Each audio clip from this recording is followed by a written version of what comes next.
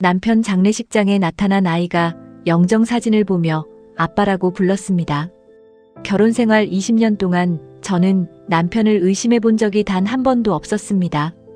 남편은 술을 즐기지도 않았고 퇴근이 늦어질 때면 반드시 연락했습니다. 월급도 꼬박꼬박 생활비 통장에 넣었고 주말이면 아이들과 외식을 하거나 가까운 곳으로 드라이브를 갔습니다. 주변 사람들은 남편을 가리켜 가정적인 사람이라고 했습니다. 저 역시 그렇게 믿었습니다. 남편의 장례식장에 낯선 여자와 15살짜리 남자아이가 나타나기 전까지는 말입니다. 아이는 영정사진 앞에 국화를 내려놓았습니다. 그리고 사진 속 남편을 바라보며 울먹이는 목소리로 말했습니다. 아빠 나 왔어. 그 순간 장례식장 안에 있던 모든 사람이 얼어붙었습니다. 그런데 이상했습니다. 시어머니와 시누이는 놀라지 않았습니다. 오히려 그 여자를 황급히 밖으로 데리고 나가려고 했습니다. 그 모습을 보는 순간 저는 알았습니다. 이 비밀을 몰랐던 사람은 저뿐이었다는 것을요. 안녕하세요. 올해 50살이 된 김민정입니다. 남편과는 제가 29살이던 해에 결혼했습니다. 남편은 저보다 3살 많았고 중견 건설회사에서 현장 관리 업무를 했습니다. 남편은 처음 만났을 때부터 자상했습니다. 제가 감기에 걸리면 죽을 사다 주었고 회사 일이 늦게 끝나는 날에는 버스 정류장까지 마중을 나왔습니다. 결혼하고 아이가 태어난 뒤에도 기저귀를 갈아주고 아이가 열이 나면 밤새 곁을 지켰습니다. 그런 남편이었기에 저는 의심하지 않았습니다. 일주일에 하루나 이틀씩 지방 출장을 간다고 해도 현장 관리 업무이니 그럴 수 있다고 생각했습니다. 이번 주 수요일에는 대전 현장에 가야 해. 토요일까지 부산에 있을 것 같아. 여보, 이번에는 공사가 늦어져서 하루 더 있다가 갈게. 남편은 출장 갈 때마다 작은 여행용 가방을 챙겼습니다. 저는 속옷과 양말을 넣어주고 고속도로에서 배고프지 않도록 과일도 담아주었습니다. 돌이켜보면 참 우스운 일입니다. 제가 싸준 과일을 들고 남편은 다른 여자와 아이가 기다리는 집으로 갔으니까요. 남편은 어느 겨울 아침 갑자기 세상을 떠났습니다. 출근하려고 현관에서 신발을 신던 중 가슴을 움켜쥐며 쓰러졌습니다. 제가 곧바로 구급차를 불렀지만 병원에 도착했을 때는 이미 심장이 멈춘 뒤였습니다. 의사는 급성 심근경색이라고 했습니다. 바로 전날까지 저녁을 먹으며 웃던 사람이었습니다. 남편은 식탁에서 된장찌개를 2그릇이나 먹었고 막내딸에게 주말에 영화를 보러 가자고 약속했습니다. 그런 사람이 몇 시간 만에 차가운 몸이 되어 돌아왔습니다. 저는 슬퍼할 겨를조차 없었습니다. 장례식장을 예약하고 친척과 회사에 연락하고 영정사진을 고르고 남편이 입을 수의를 정해야 했습니다. 아이들은 충격을 받아 아무것도 하지 못했고 시어머니는 빈소에 도착하자마자 쓰러질 듯 울었습니다. 장례 둘째 날 오후였습니다. 조문객이 잠시 뜸해졌을 무렵 검은 코트를 입은 여자가 남자아이의 손을 잡고 들어왔습니다. 여자는 40 중반쯤으로 보였습니다. 얼굴은 창백했고 눈은 퉁퉁 부어 있었습니다. 아이는 중학생 정도 되어 보였고 잔뜩 겁먹은 표정으로 여자 뒤에 숨어 있었습니다. 처음에는 남편 회사 관계자인 줄 알았습니다. 여자는 방명록에 이름도 쓰지 않은 채 영정사진 앞으로 걸어갔습니다. 그리고 무릎을 꿇고 한참을 울었습니다. 그 옆에 선 아이가 국화를 내려놓으며 말했습니다. 아빠 나 왔어. 저는 그 말을 듣고도 바로 이해하지 못했습니다. 아이에게 아버지처럼 따르던 사람이었나 생각했습니다.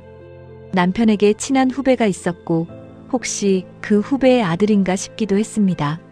제가 아이에게 다가가 물었습니다. 얘야, 방금 누구라고 했니? 아이는 대답하지 못했습니다. 그러자 아이의 어머니로 보이는 여자가 제 앞을 막아서며 고개를 숙였습니다. 죄송합니다. 누구시죠? 정말 죄송합니다. 그러니까 누구시냐고요? 이 아이가 왜 제 남편을 아빠라고 부르는 거예요? 여자는 입술만 떨었습니다.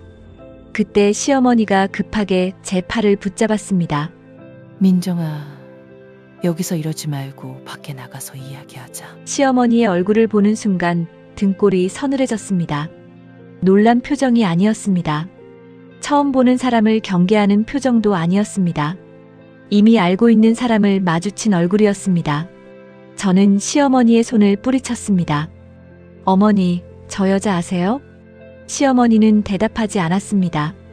대신 시누이가 여자에게 다가가 낮은 목소리로 말했습니다. 여길 왜 왔어요? 오지 말라고 했잖아요. 그 한마디로 모든 것이 끝났습니다. 시누이까지 알고 있었습니다. 저는 장례식장 안에 있는 가족들을 차례로 바라봤습니다. 다들 알고 있었어요? 아무도 제 눈을 마주치지 않았습니다. 저 아이가 누구예요? 시어머니가 한숨을 쉬며 말했습니다. 일단 애부터 데리고 나가자. 애는 아무 잘못이 없어. 애가 잘못했다고 한 적 없어요. 누구냐고 물었잖아요. 여자가 흐느끼며 대답했습니다. 저 아이 아버지가 여기 계신 분입니다. 저는 영정사진을 돌아봤습니다. 사진 속 남편은 환하게 웃고 있었습니다. 언제부터였어요? 여자는 대답하지 못했습니다. 제가 다시 물었습니다. 저 사람을 언제부터 만났냐고요. 16년 전부터요. 제 결혼 생활은 그때 20해째였습니다. 남편은 결혼한 지 불과 4년 만에 다른 여자를 만났고 그 관계를 16년이나 이어온 것이었습니다. 아이 나이는요? 15살이에요. 저는 아무 말도 하지 못했습니다. 15년 전 저는 둘째 아이를 임신하고 있었습니다. 입덧이 심해 물조차 마시기 어려웠고 남편은 지방 현장에 일이 많아 곁을 지켜주지 못한다고 했습니다. 남편이 출장지에서 고생하고 있다고 생각해 저는 아픈 몸으로 반찬을 만들어 택배까지 보냈습니다. 그러나 그 시기에 남편은 다른 여자의 출산을 기다리고 있었습니다. 저는 다리에 힘이 풀려 의자에 주저앉았습니다. 여자가 제게 다가오려 하자 시누이가 팔을 막았습니다. 이제 봤으면 가세요. 장례 끝나고 연락할 테니까. 여자는 울면서 말했습니다. 저희 아이도 아버지 마지막 기름 봐야 하잖아요. 시누이가 목소리를 높였습니다. 누가 그쪽 아이 아버지래요. 법적으로 아무 관계도 아니잖아요. 그 말을 듣는 순간 저는 시누이를 바라봤습니다. 법적으로 아무 관계도 아닌 걸 알면서 15년 동안 숨겨줬니? 시누이의 얼굴이 굳었습니다. 언니, 지금은 장례 중이잖아. 그래, 내 오빠 장례 중이지. 그런데 나는 지금 내가 누구 장례를 치르고 있는지도 모르겠어. 시어머니가 울면서 제 손을 잡으려 했습니다. 민정아, 네가 조금만 참아라. 죽은 사람 앞에서 이러면 못 쓴다. 제가 참아야 해요? 이미 죽었잖니. 지금 따져서 뭐가 달라지겠어. 어머니는 언제부터 알고 계셨어요? 시어머니는 한참 침묵하다가 대답했습니다. 아이가 5살쯤 됐을 때 알았다. 10년이었습니다. 시어머니는 10년 동안 알고도 제게 한마디도 하지 않았습니다. 어떻게 저한테 이럴 수 있어요? 말하려고 했지. 그런데 내가 알면 가정이 깨질까봐. 내 아이들도 어렵고. 제 가정을 지키려고 숨긴 게 아니잖아요. 어머니 아들 가정을 지키려고 저를 속인 거잖아요. 시어머니는 아무 말도 하지 못했습니다. 장례가 끝날 때까지 저는 울지 않았습니다. 남편의 관이 화장장으로 들어갈 때도 눈물이 나오지 않았습니다. 슬픔보다 분노와 배신감이 훨씬 컸습니다. 아이들은 제가 충격을 받을까봐 아무것도 묻지 않았지만 장례식장에서 벌어진 일을 이미 모두 본 뒤였습니다. 집으로 돌아온 날 저는 남편의 물건을 뒤지기 시작했습니다. 노트북과 서랍, 서류 가방, 통장과 카드 명세서를 전부 꺼냈습니다. 남편은 휴대전화를 2대 사용했습니다. 하나는 개인용, 하나는 회사 업무용이라고 했습니다. 개인 휴대전화의 비밀번호는 알고 있었지만 업무용 휴대전화는 늘 잠겨 있었습니다. 남편 회사의 기기를 돌려주기 전 확인해야겠다는 생각이 들었습니다. 몇 번의 시도 끝에 잠금이 풀렸습니다. 비밀번호는 그 아이의 생일이었습니다. 휴대전화에는 그 여자가 김대리라는 이름으로 저장되어 있었습니다. 메시지를 여는 순간 제가 알던 남편은 완전히 사라졌습니다. 여보, 이번 주에는 언제 와? 민수 학원비 이번 달까지 보내줘야 해.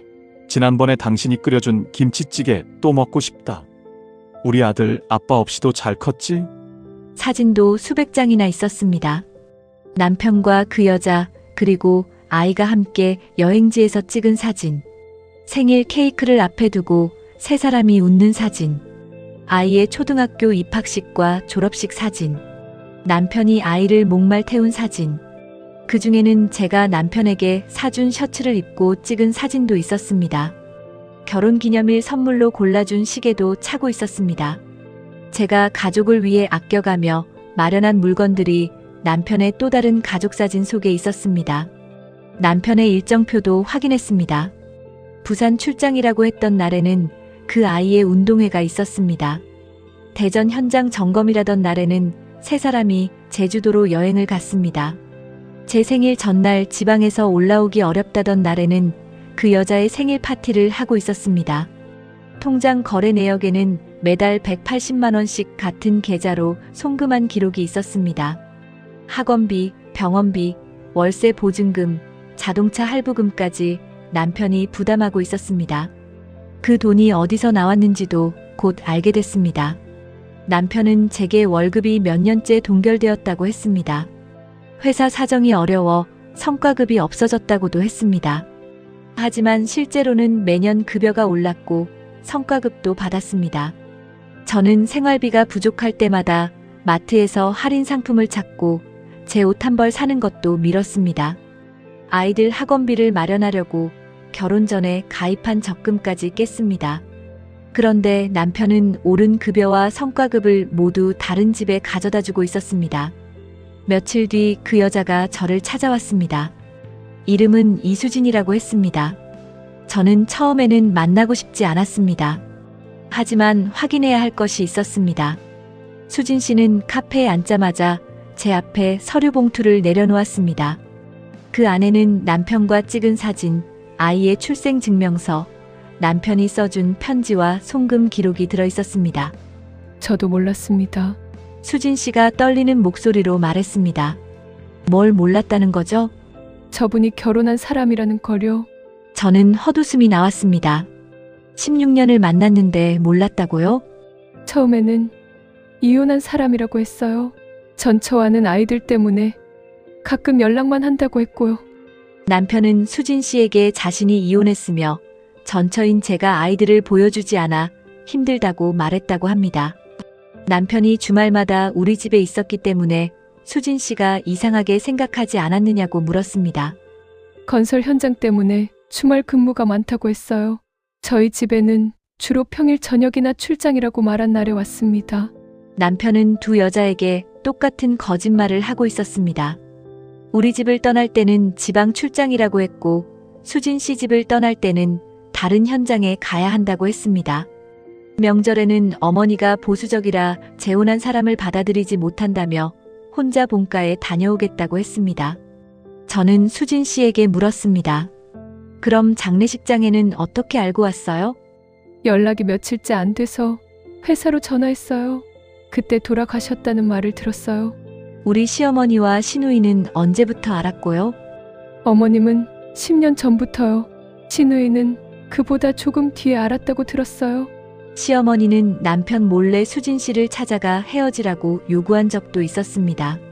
하지만 이미 아이가 있었고 남편은 자신이 정리하겠다며 시간을 달라고 했습니다. 이후 시어머니는 아이가 불쌍하다며 가끔 용돈과 선물을 보내기 시작했습니다. 시누이는 더 충격적이었습니다. 남편이 수진 씨 집 근처에 얻어준 원룸의 계약자가 시누이였습니다. 남편 명의로 계약하면 제게 들킬 수 있다며 시누이가 대신 계약해준 것이었습니다. 제가 명절마다 시댁에서 음식을 만들고 있을 때 시누이는 몰래 남편에게 수진 씨 아이의 사진을 보여주며 용돈을 전달했습니다. 저는 그 자리에서 처음으로 수진 씨를 똑바로 바라봤습니다. 그 여자도 저처럼 얼굴이 망가져 있었습니다. 저를 속이려고 장례식장에 찾아온 사람의 얼굴이 아니었습니다. 자신도 남편을 잃고 자신이 믿었던 삶까지 무너진 사람의 얼굴이었습니다. 하지만 그렇다고 해서 곧바로 용서할 수는 없었습니다. 당신이 몰랐다는 말을 지금 당장 믿을 수는 없어요.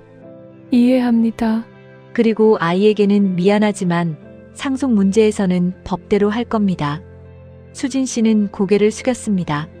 저는 돈 때문에 찾아온 게 아닙니다. 아이가 아버지 마지막 얼굴을 보고 싶어 했어요.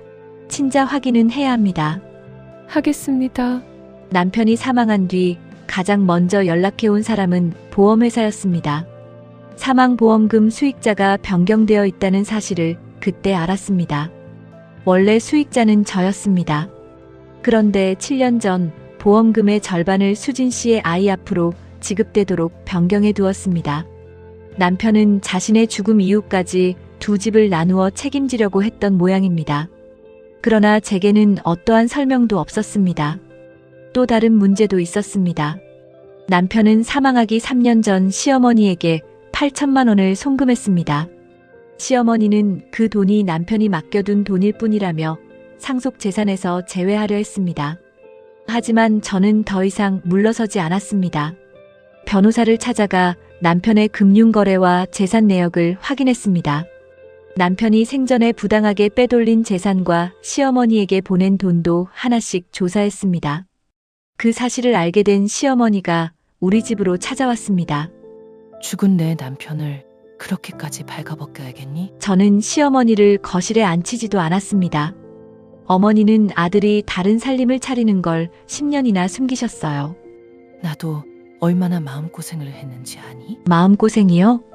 내가 알면 이혼한다고 할 게 뻔하잖니? 그러면 우리 손주들은 어떻게 되고 체면은 또 어떻게 되겠어? 그러니까 제 인생보다 어머니 체면이 중요했던 거네요.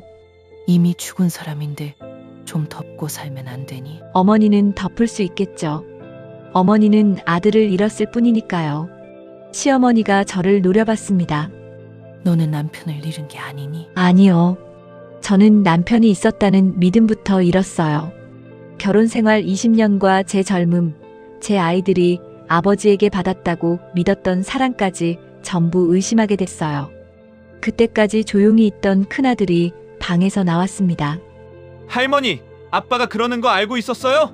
시어머니는 당황한 얼굴로 손자를 바라봤습니다. 그건 어른들 사정이. 알고도 엄마한테 말 안 했어요? 할머니도 가정을 지키려고 그런 거야. 아들이 차갑게 말했습니다. 가정을 지킨 게 아니라 아빠를 지킨 거잖아요. 시어머니는 더 이상 말을 잇지 못했습니다. 그날 이후 아이들은 시댁과 연락을 끊었습니다. 시누이는 제게 전화를 걸어 오빠가 잘못한 것은 맞지만 조카들에게까지 할머니를 빼앗으면 안 된다고 말했습니다. 저는 시누이에게 물었습니다. 내 아이 남편이 15년 동안 다른 집을 드나드는 걸 내가 알고도 숨겨줬다면 넌 나를 계속 가족으로 볼 수 있겠니? 시누이는 대답하지 못했습니다. 친자 확인 결과 수진 씨의 아이는 남편의 친아들이 맞았습니다. 법적으로 혼외자 역시 상속권이 있었고 저와 제 아이들은 그 사실을 받아들여야 했습니다. 처음에는 억울했습니다. 우리 가족에게 돌아와야 할 재산이 나뉜다고 생각하니 분노가 치밀었습니다. 하지만 아이를 직접 보니 차마 화를 낼 수 없었습니다. 그 아이는 잘못이 없었습니다. 아버지가 유부남이라는 사실도 자신에게 다른 형제들이 있다는 사실도 몰랐습니다. 아이는 장례식장에서 제게 상처를 줬다는 이유로 죄책감을 느끼고 있었습니다. 수진 씨가 제게 아이가 쓴 편지를 보여주었습니다. 아줌마 죄송합니다. 제가 아빠라고 부르지 않았으면 아줌마가 몰랐을 텐데 제가 가족을 망가뜨린 것 같아요. 그 편지를 읽고 저는 한참을 울었습니다. 아이에게 답장을 썼습니다. 내가 우리 가족을 망가뜨린 것이 아니다. 어른 한 사람이 오랜 시간 거짓말을 선택한 결과일 뿐이다. 너는 미안해하지 않아도 된다. 상속 절차가 끝날 때까지 거의 1년이 걸렸습니다. 시어머니에게 송금된 돈 일부도 상속 재산으로 인정받았고 보험금과 남은 재산은 법에 따라 정리했습니다. 저는 남편의 유품을 대부분 버렸습니다. 휴대전화 속 가족 사진도 지웠습니다. 다만 아이들과 함께 찍은 사진 몇 장은 남겨두었습니다. 제 아이들이 기억하는 아버지의 모습까지 제가 빼앗을 수는 없었기 때문입니다. 사람들은 제게 묻습니다. 남편을 아직도 미워하느냐고요. 네, 미워합니다. 한때는 죽은 사람을 평생 미워하며 살 것 같았습니다. 하지만 시간이 지나며 알게 됐습니다. 그 사람을 미워하는 일조차 제 남은 인생을 그 사람에게 내어주는 것이라는 사실을요. 남편은 16년 동안 두 여자의 시간을 훔쳤습니다. 저에게는 평범한 아내의 역할을 요구했고 다른 여자에게는 언젠가 정식 가족이 될 수 있다는 희망을 주었습니다. 두 집의 아이들에게는 자신이 유일한 아버지인 것처럼 행동했습니다. 누군가는 그를 두 가족을 책임진 남자라고 말할지도 모릅니다. 하지만 책임지는 사람은 거짓말 뒤에 숨지 않습니다. 선택에 따른 결과를 다른 사람에게 떠넘기지도 않습니다. 남편은 두 가족을 책임진 것이 아니라 두 가족에게서 자신이 원하는 것만 가져갔습니다.